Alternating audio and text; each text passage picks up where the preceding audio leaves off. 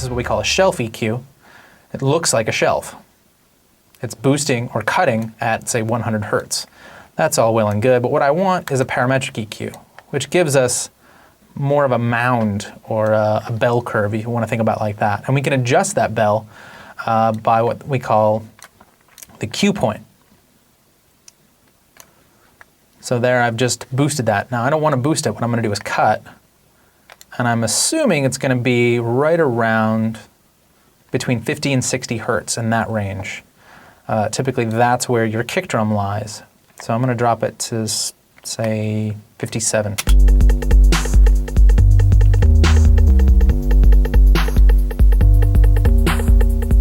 Now I've just totally removed all the low end just to make a point.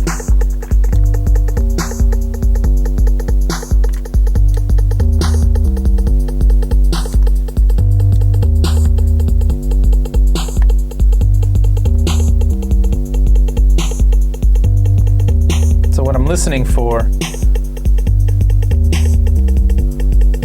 is where's my kick drum suddenly pop out, which is right about there, around 58 hertz. And then we'll open this up a little. Whoop, shoot.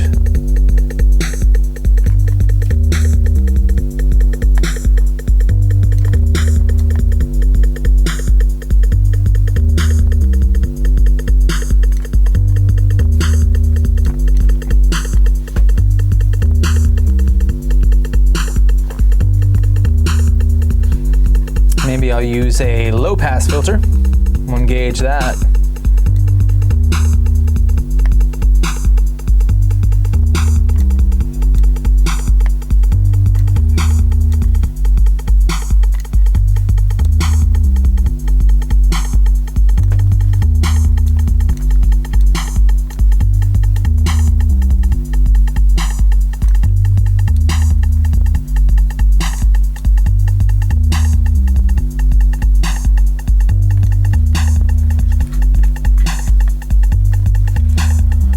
Let's say we wanted to automate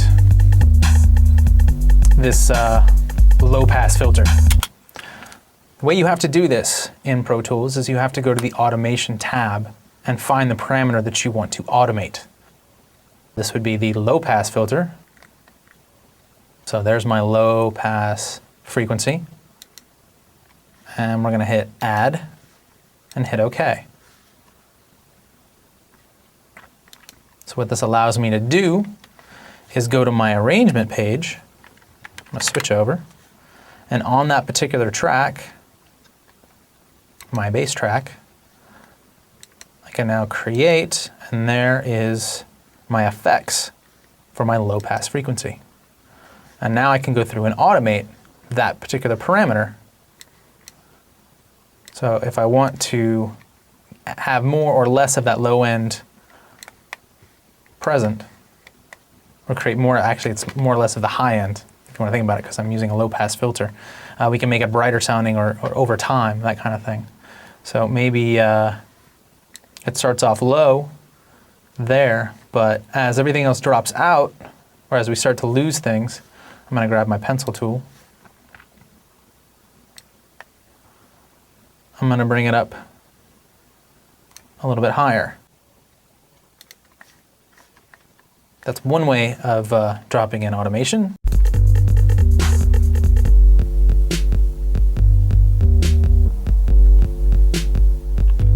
Nice. Sort of opens up. As everything else starts to drop out, that bass will open up a little bit, which is nice. Okay, so the last thing that I want to do is I want to automate the sends for this delay that's happening at the beginning of my track. I don't want this delay on there just yet. I want it to start dry, and then I want it to fade up. So one way that we can do this is actually use the different modes of automation. We have write, latch, touch. I'm actually going to grab the latch mode, and we'll keep it all the way down. I'm going to hit play. And as it's playing,